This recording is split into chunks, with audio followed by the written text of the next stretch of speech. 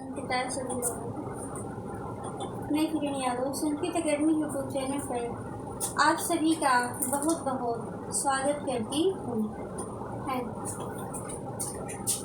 आइए आज हम सब मिल करके व्याकरण में संधि पढ़ते हैं। देखते हैं कि संधि किसे कहते हैं, संधि कितने प्रकार की होती है। आइए मिल करके हम सब पढ़ते हैं।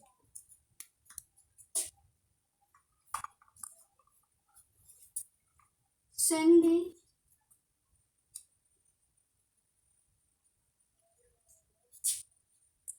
संधि किसे कहते हैं? निकटवर्ती दो वर्णों के मेल से जो विकार उत्पन्न हो उसे संधि कहते हैं। संधि का मतलब ही है कि जोड़। संधि का अर्थ है कि जोड़, संयोग का होना, जोड़ करना, मिलाना। और संधि किसे कहते हैं? निकटवर्ती दो वर्णों के मेल से जो विकार उत्पन्न हो उसे संधि कहते हैं। आइए परिभाषा लिखिए। निकटवर्ती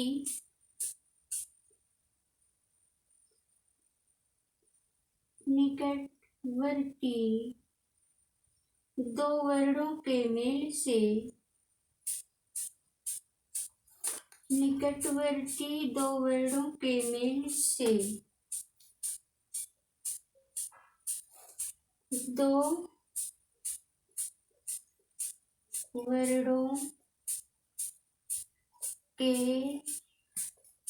मेल से जो विकार उत्पन्न हो, जो विकार उत्पन्न हो, जो विकार उत्पन्न हो उसे संधि कहते हैं। उसे संधि कहते हैं।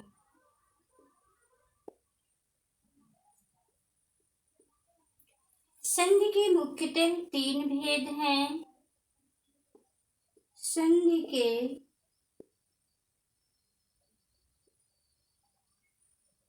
मुख्यतः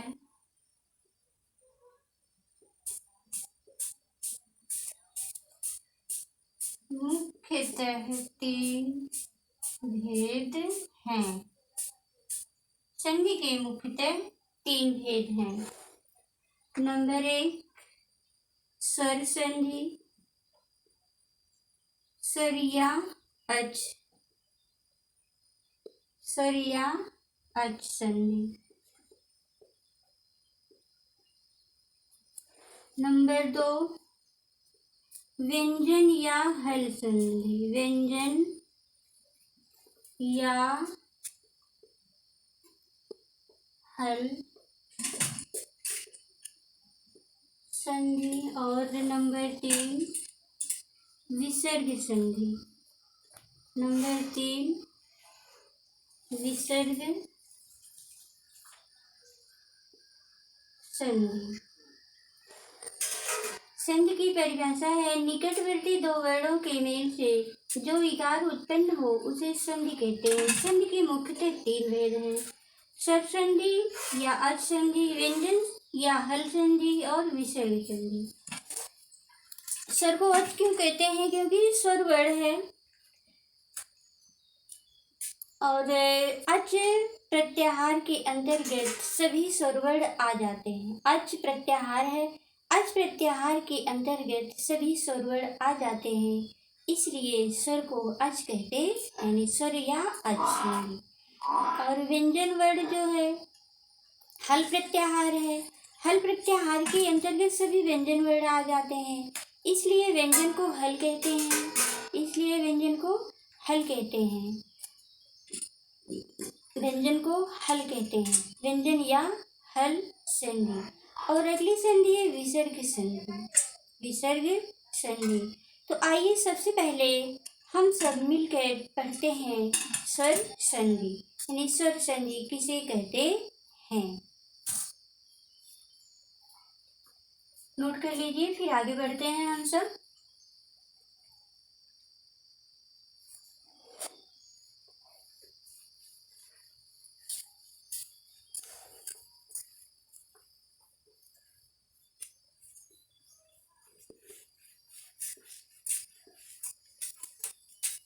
आइए हम सब मिलकर स्वर संधि पढ़ते हैं।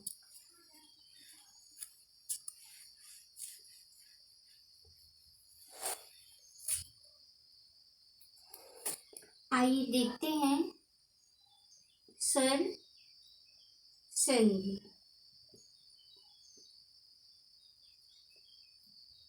स्वर संधि के निम्नलिखित भेद हैं। स्वर संधि के निम्नलिखित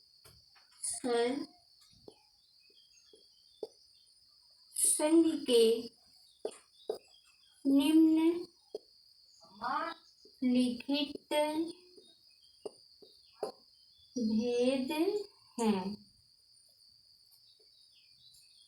स्वर संधि के निम्नलिखित भेद हैं। पहला है स्वर संधि के निम्नलिखित भेद हैं, जिनमें पहला है दीर्घ संधि।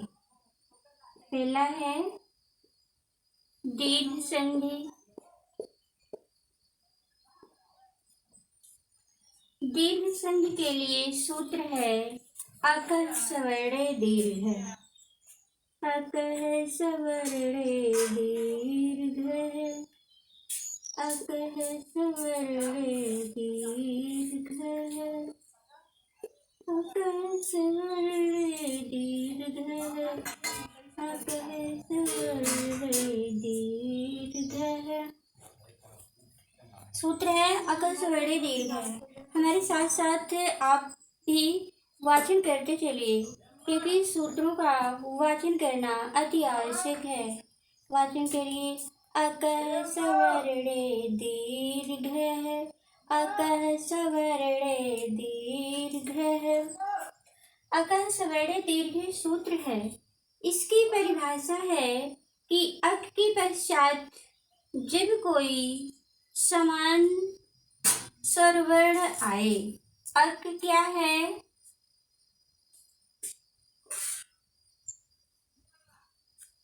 अक के पश्चात। अक समझ रहे हैं? अक के अंतर्गत आने वाले वर्ण कौन कौन से? आ, ई, उ, री और ली। अक के अंतर्गत कितने वर्ड आते हैं? आ, ई, उ, री, ली। तो है क्या? अकः सवर्णे दीर्घ है। अकः सवर्णे दीर्घ की परिभाषा है या सूत्र यह कहता है कि अक के पश्चात यदि समान स्वरवर्ण आए तो दीर्घ हो जाता है। समान स्वरवर्ण आने का मतलब है यदि आ के बाद आ, ई के बाद ई, उ के बाद उ, री के बाद री, ली के बाद ली आए तो दीर्घ हो जाता है।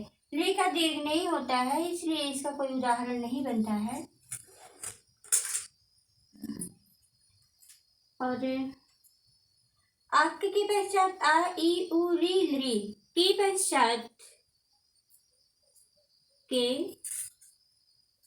पश्चात यदि समान स्वरवर्ण आए, यदि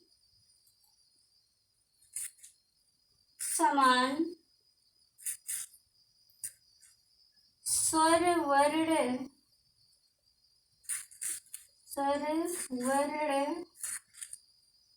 आए तो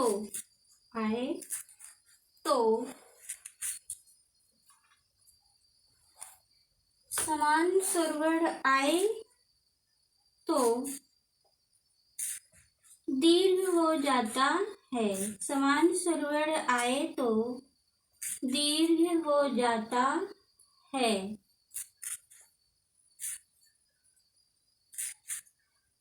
सूत्र है अकः सवर्णे दीर्घ।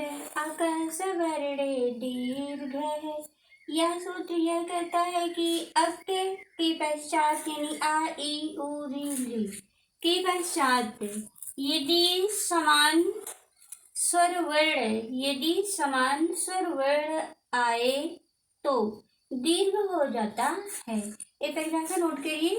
फिर आइए आगे बढ़ते हैं, समझते हैं कि किस प्रकार से होता है। नोट करिए।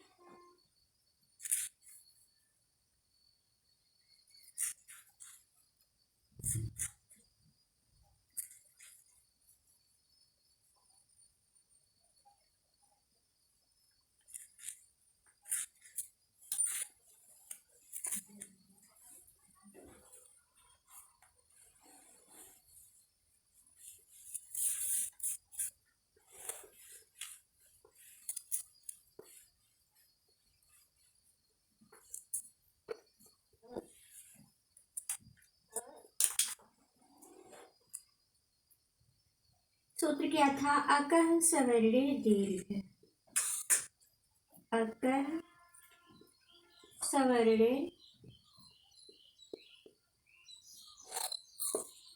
दीर्घ।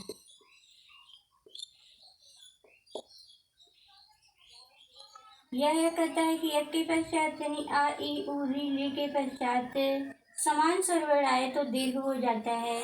जैसे आधृन आ बराबर दीर्घ आ, ईधन ई बराबर दीर्घ ई, ऊधन उ बराबर दीर्घ उ, और रीधन री बराबर दीर्घ री। री का जो है दीर्घ होता नहीं है, इसलिए उसका उदाहरण नहीं है। तो आ ई उ री के पश्चात समान आए, समान का मतलब आ के बाद आ आए तो दीर्घ आ, ई के बाद ई आए तो दीर्घ ई, उ के बाद उ आए तो दीर्घ उ, री के बाद री आए तो दीर्घ री। अब हम उम्मीद करते हैं कि ये जो बताया गया समझ गए होंगे। और आइए हम सब आगे बढ़ते हैं। एक बार फिर से देख लीजिए। यदि आ के बाद आ आए तो दीर्घ आ, ई के बाद ई आए तो दीर्घ ई, उ के बाद उ आए तो दीर्घ उ, री के बाद री आए तो दीर्घ री। जैसे है विद्यालय, विद्याधन, ये है विद्याधन आलय, विद्याधन आलय। अब यहाँ पहले आ है और बाद में भी आ है, यानी पूर्व और पर दोनों स्थान पर आ है। अब ये कह सकते हैं पूर्व क्या है, पर क्या है। पूर्व का मतलब पहले पद के अंत में, पर का मतलब बाद में। पहले आ है और बाद में आ है, तो आ और आ मिलकर के दीर्घ आ हो जाएगा। यानी यदि जैसे ये है दीर्घ आधन, ह्रस्व आ या दीर्घ आ, तो भी मिला करके ये दीर्घ आ ही होगा। तो यहाँ पर विद्याधन आलिय आया है, विद्याधन आलिय आया है, तो यहाँ विद्या का आ है, दीर्घ आ है, और इसके बाद क्या है, आलिय है, आलिय। और अब इनको मिला देंगे तो बनेगा विद्यालय।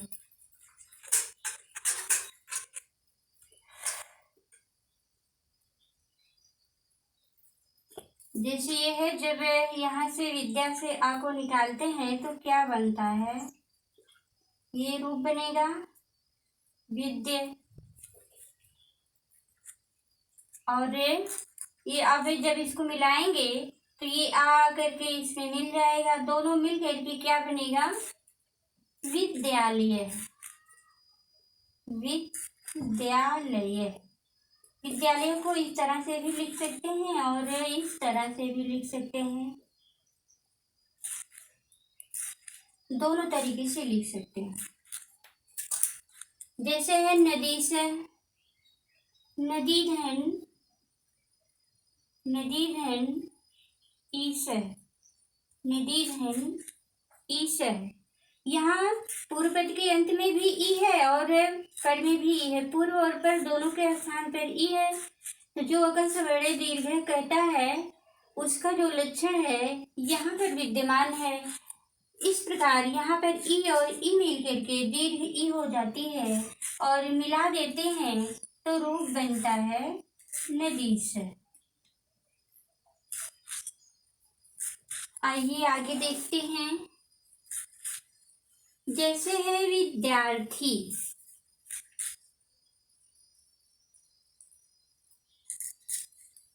फू का प्रयोग पहले देख लीजिए। जैसे है लघुर्मी, लघुधन उर्मी, लघुधन उर्मी है।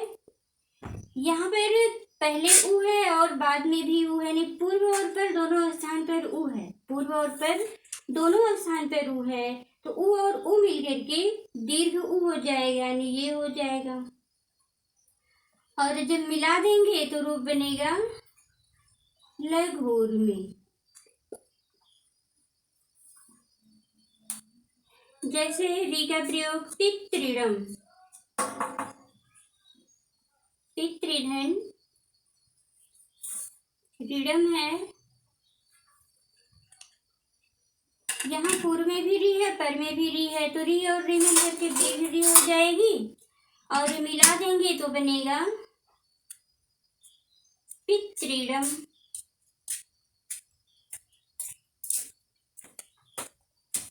पितृऋणम, पितृधन ऋणम, पहले भी री है और बाद में भी री है। पूर्व और पर दोनों स्थान पर री है, तो री और री मिल करके दीर्घ री हो जाएगा, तो बनेगा पितृणम। इसी तरह से जैसे धनार्थी,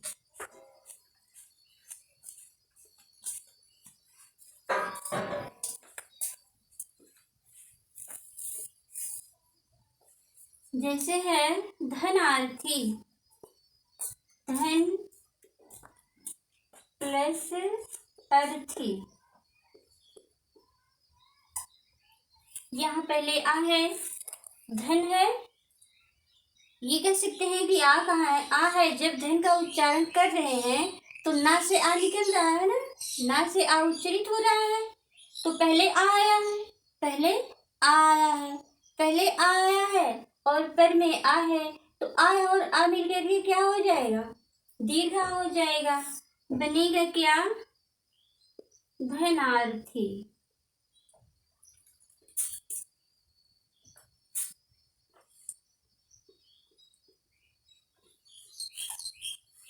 इसी तरह से शिक्षार्थी, शिक्षाधन,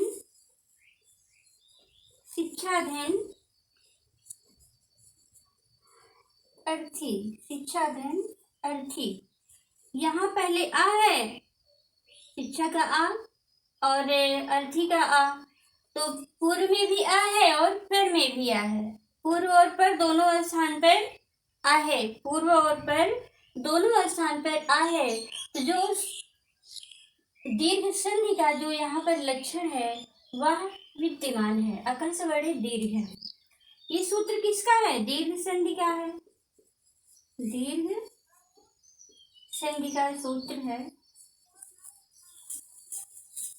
दीर्घ संधि का सूत्र है।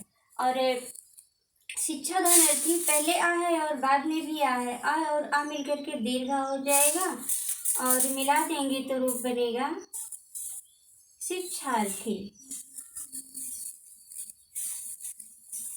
अब हम ये उम्मीद करते हैं कि जो बताया गया समझ में आया होगा, क्योंकि ये आसान संधि है।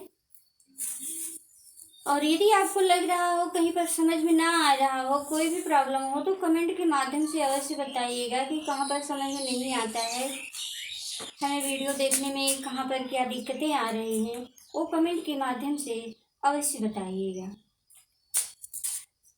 और ये सबसे आसान संधि में सबसे आसान संधि यही है, दीर्घ संधि। लेकिन जो आसान होता है वही गलत भी होता है, क्योंकि जो आसान होता है उस पर ध्यान नहीं देते हैं लोग और जल्दबाजी में गलती कर देते हैं, तो गलत हो जाता है। और अब हम ये कहना चाहेंगे कि हमारे चैनल को लाइक करें, शेयर करें, सब्सक्राइब करें। यदि वीडियो अच्छा लगे तो लाइक शेयर सब्सक्राइब करें, और जैसा भी वीडियो लगे वो कमेंट के माध्यम से अवश्य बताइएगा, हम आपके कमेंट का वेट करेंगे। तब तक अब मिलते हैं अगले क्लास में, तब तक के लिए सभी को नमः संस्कृतम्।